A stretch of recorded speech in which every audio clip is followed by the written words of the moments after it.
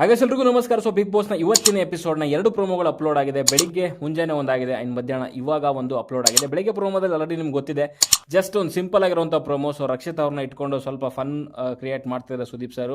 Big boss ಅಂದರೆ ಏನು ಅನ್ನೋ ರೀತಿಯಲ್ಲಿ. ಆ್ಯಂಡ್ ಬಿಗ್ ಬಾಸ್ ಒಂದು ಲೈಫ್ನ ಚಾಲೆಂಜು ಹಾಗೆ ಹೀಗೆ ಅದು ಇದು ಅನ್ನೋದ್ರಲ್ಲೇ ರಕ್ಷಿತ್ ಅವ್ರು ಮುಗಿಸ್ಬಿಟ್ಟಿದ್ದಾರೆ. ಸೊ ಅದ್ರ ಬಗ್ಗೆ ಜಾಸ್ತಿ ಡಿಸ್ಕಷನ್ ಮಾಡುವಂಥದ್ದು ಏನೂ ಇಲ್ಲ. ಬಟ್ ಎರಡನೇ ಪ್ರೋಮೋ ಇದೆಯಲ್ಲ, ಸೊ ಈ ಪ್ರೋಮೋದಲ್ಲಿ ಸಿಕ್ಕಾಪಟ್ಟೆ ವಿಷಯಗಳಿದೆ ಮಾತಾಡಲಿಕ್ಕೆ.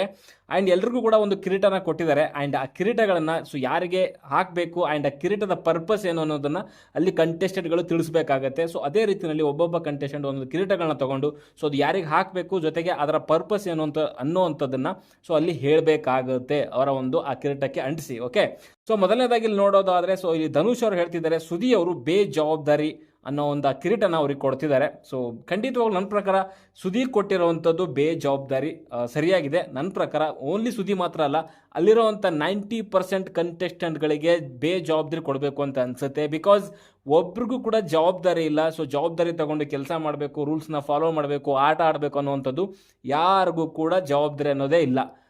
ನಾಟ್ ಓನ್ಲಿ ಸುದಿ ಅಂತಲ್ಲ, ಪ್ರತಿಯೊಬ್ಬರಿಗೂ ಕೂಡ ನನ್ನ ಪ್ರಕಾರ ಅವ್ರು ಅಂಟಿಸ್ಕೊಬೇಕು ನಾನು ಬೇಜವಾಬ್ದಾರಿ ಅಂತ ಹೇಳ್ಬಿಟ್ಟು. ಸೊ ಅದು ಸುದಿ ಕೊಟ್ಟಿರೋವಂಥದ್ದು ಓಕೆ, ನನ್ನ ಪ್ರಕಾರ 100% ಸರಿಯಾಗಿದೆ. ಬಿಕಾಸ್ ಅವನು ಒಂದು ಪೋರ್ಟ್ರೇ ಮಾಡಿದಂಥ ಆ ಅಸುರಾಧಿಪತಿ ಅನ್ನೋಂಥ ಕ್ಯಾರೆಕ್ಟರ್ ಇದೆಯಲ್ಲ, ಸೊ ಒಂಚೂರು ಕೂಡ ನ್ಯಾಯ ಒದಗಿಸಿಲ್ಲ ಅಂತ ಹೇಳ್ತೀನಿ. ನೋಡೋಕೆ ಒಂಚೂರು ನ್ಯಾಯ ಒದಗಿಸಿಲ್ಲ, ಸಿಕ್ಕಾಪಟ್ಟೆ ಬೇಜವಾಬ್ದಾರಿತನನ ಯೂಸ್ ಮಾಡ್ಕೊಂಡಿದ್ದಾನೆ. ಇಲ್ಲಿ ಡವ್ ರಾಣಿ ಅಂತ ಕಾವ್ಯ ಅವರಿಗೆ ಅಶ್ವಿನಿ ಅವ್ರು ಕೊಟ್ಟಿದ್ದಾರೆ. ಕಾವ್ಯ ಅವರಿಗೆ ಡವ್ ರಾಣಿ ಅಂತ ಅಶ್ವಿನಿ ಕೊಟ್ಟಿದ್ದಾರೆ. ಕೊಟ್ಟಿರೋ ಕಾರಣ ಏನು ಅಂತಂದರೆ, ಟಾಯ್ಲೆಟ್ ಕ್ಲೀನ್ ಮಾಡುವಂತಂದರೆ ಸೊ ಅಳೋದು, ಕರೆಯೋದು, ಜೊತೆಗೆ ಸಿಂಪತಿ ಕಾರಣ ಕ್ರಿಯೇಟ್ ಮಾಡೋವಂಥದ್ದು, ಪ್ಲೇ ಮಾಡೋವಂಥದ್ದು ಅಂತ ಇಲ್ಲಿ ಹೇಳ್ತಿದ್ದಾರೆ. ನನಗೆ ಗೊತ್ತಿರೋ ಹಂಗೆ ಸೊ ಕಾವ್ಯ ಗಿಲ್ಲಿ ಅವರಿಗೆ ಏನೇ ಕೆಲಸ ಕೊಟ್ಟರು ಕೂಡ ಅವ್ರು ಅಷ್ಟೇ ಎಂಜಾಯ್ ಮಾಡ್ಕೊಂಡೇ ಮಾಡ್ತಾರೆ ಹೊರತು ಸೊ ನನ್ನ ಪ್ರಕಾರ ಅಳುವಂಥದ್ದು ಅಥವಾ ಸಿಂಪತಿ ಕ್ರಿಯೇಟ್ ಮಾಡಿರುವಂಥದ್ದು ನಾನು ಎಲ್ಲೂ ಕೂಡ ನೋಡಿಲ್ಲ. ಸೊ ಇದು ಮೇ ಬಿ ಸೊ ಈ ಕಡೆ ಅಶ್ವಿನಿ ಅವ್ರ ಕಡೆಯಿಂದ ಕಾವ್ಯ ಮತ್ತು ಗಿಲ್ಲಿ ಅವ್ರಿಗೆ ಟಾರ್ಗೆಟ್ ಮಾಡಬೇಕು ಅಂತಲೇ ಈ ಥರ ಮಾಡ್ತಿದ್ದಾರೆ ಅಂತ ನನಗಂತೂ ಅನಿಸ್ತಾ ಇದೆ. ಸ್ಟಾರ್ಟಿಂಗಿಂದ ಕೂಡ ಸೊ ಗಿಲ್ಲಿನ ಟಾರ್ಗೆಟ್ ಮಾಡಿದ್ರು. ಅದಾದಮೇಲೆ ಗಿಲ್ಲಿ ಯಾವಾಗ ಅವನು ಕಾಮಿಡಿಯಿಂದ ಸರಿಯಾಗಕ್ಕೆ ಇಂಡೈರೆಕ್ಟಾಗಿ ಹೊಡೆಯೋಕ್ಕೆ ಸ್ಟಾರ್ಟ್ ಮಾಡ್ದ, ಸೊ ಅವಾಗಿಂದ ಅವ್ರು ಏನು ಮಾಡ್ತಿದ್ದಾರೆ, ಗಿಲ್ಲಿ ಹೊಡೆಯೋಕ್ಕಂತೂ ಆಗಲ್ಲ, ಸೊ ಅದಕ್ಕೋಸ್ಕರ ಸೊ ಇಲ್ಲಿ ಕಾವ್ಯಾಗೆ ಹೊಡೆಯೋಣ ಅಂತ ಸೊ ಕಾವ್ಯಾಗೆ ಸೊ ಈ ರೀತಿಯಲ್ಲಿ ಟಾರ್ಗೆಟ್ ಮಾಡ್ತಿದ್ದಾರೆ ಅಂತ ಅನ್ನಿಸ್ತಾ ಇದೆ.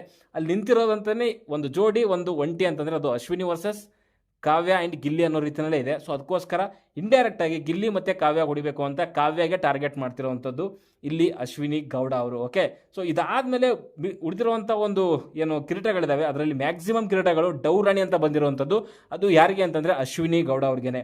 ಸೊ ಮೊದಲನೇ ಒಂದು ಟೋಟಲ್ ನನ್ನ ಪ್ರಕಾರ 5ರಿಂದ 6 ಒಂದು ಡವ್ ರಾಣಿ ಕಿರೀಟಗಳು ಅವ್ರಿಗೆ ಬಂದಿರ್ಬೋದು ಅಂತ ಅನಿಸುತ್ತೆ. ಸೊ ಅದರಲ್ಲಿ ನೀವು ನೋಡ್ತಾ ಇದ್ರೆ ಸುಮಾರು ಜನ ಕೊಟ್ಟಿದ್ದಾರೆ. ಸ್ಪಂದನ ಆದರೂ ಆಗಿರ್ಬೋದು, ಅಶ್ವಿನಿ ಆದರೂ ಆಗಿರ್ಬೋದು, ಆ್ಯಂಡ್ ಮಂಜುಳಾ ಆದರೂ ಆಗಿರ್ಬೋದು. ಸೊ ಈ ರೀತಿಯ ಕೆಲವು ಕಿರೀಟಗಳು ಸುಮಾರು ಬಂದಿದ್ದಾವಲ್ಲಿ. ಸೊ ಮೊದಲನೇದಾಗಿ ನೋಡೋದ್ರಲ್ಲಿ ಜಗಳ ಆದಮೇಲೆ ಸ್ಪಂದನ ಹೇಳಿರುವಂಥದ್ದು ಇದು. ಸೊ ಜಗಳ ಆದಮೇಲೆ ಸೊ ಅದನ್ನು ವಿಧವಾಗಿ ಒಂದು ರೀತಿಯಲ್ಲಿ ಡವ್ ಮಾಡಿಕೊಂಡು ಎಕ್ಸ್ಪ್ಲೇನ್ ಮಾಡ್ತಾರೆ ಅನ್ನೋ ರೀತಿಯಲ್ಲಿ ಸೊ ಇದು ಸ್ಪಂದನ ಹೇಳುವಂಥದ್ದು ಕರೆಕ್ಟು. ಏನಾದರೂ ಒಂದು ಚಿಕ್ಕದಾಗಿ ಜಗಳ ಆಗಲಿ, ಯಾವ ಮೂಲೆಯಲ್ಲೂ ಕೂಡ ಜಗಳ ಆಗಲಿ, ಅದಕ್ಕೊಂದು ದೊಡ್ಡದು ಮೀಟಿಂಗ್ ಕರೆಯೋದು, ಏನೋ ದೊಡ್ಡ ಆಗಿದೆ ಅನ್ನೋ ರೀತಿಯಲ್ಲಿ ಅದನ್ನು ಬೇರೆ ಬೇರೆ ರೀತಿಯಲ್ಲಿ ಪೋರ್ಟ್ರೇಟ್ ಮಾಡುವಂಥದ್ದು. ಸೊ ಅನವಶ್ಯಕವಾಗಿರುವಂಥವ್ರನ್ನೆಲ್ಲ ಕರ್ಕೊಂಡು ಬರುವಂಥದ್ದು. ಟಾರ್ಗೆಟ್ ಯಾರು, ಅವ್ರು ಇರೋದೇ 1-2-3 ಜನ ಅಷ್ಟೇ. ಅದರಲ್ಲಿ ಮುಖ್ಯವಾಗಿ ಗಿಲ್ಲಿ ಮತ್ತು ಕಾವ್ಯ, ರಾಶಿಕಾ ಆ್ಯಂಡ್ ಮಂಜುಳಾ, ಈ 4 ಜನರನ್ನು ಟಾರ್ಗೆಟ್ ಮಾಡಿನೇ ಅವ್ರು ಮಾತಾಡುವಂಥದ್ದು. ಓಕೆ, ಅದು ಬಿಟ್ಟರೆ ಬೇಡದೇ ಇರುವಂಥ ವಿಷಯಗಳಿಗೆ ಬರ್ತಾರೆ, ಅಂದರೆ ಎಂಟ್ರಿ ಕೊಡ್ತಾರೆ. ಅದಕ್ಕೂ ಇವ್ರಿಗೂ ಸಂಬಂಧನೇ ಇರಲ್ಲ, ಆದರೂ ಕೂಡ ಬಂದು ತಲೆ ಹಾಕ್ತಾರೆ ಅನ್ನೋವಂಥ ರೀಸನ್ನ ಕೊಟ್ಟಿದ್ದಾರೆ ಗಿಲ್ಲಿ.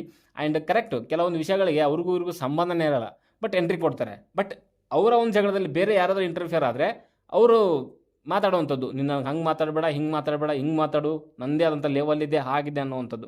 ಬಟ್ ಇದು ಒಂದು ರೀತಿಯಲ್ಲಿ ಡವ್ ಅನ್ನೋ ರೀತಿಯಲ್ಲಿ ಅಂತ ಅನಿಸುತ್ತೆ. ಓಕೆ, ಸೊ ಇದ್ರ ಮಧ್ಯೆ ಸೊ ಅವರಿಗೆ ನಾನು ಅನ್ನೋದು ತುಂಬ ಇದೆ, ಬಟ್ ಹೊರಗಡೆ ಮಾತ್ರ ನಾವು ಅಂತಾರೆ, ಬಟ್ ಒಳಗಡೆಗೆ ಅವರಿಗೆ ನಾನು ಅನ್ನೋವಂಥದ್ದು ತುಂಬ ಇದೆ ಅಂತ ಹೇಳ್ತಿದ್ದಾರೆ ನಮ್ಮ ಯಾರು ಮಂಜುಳಾ ಅವರು.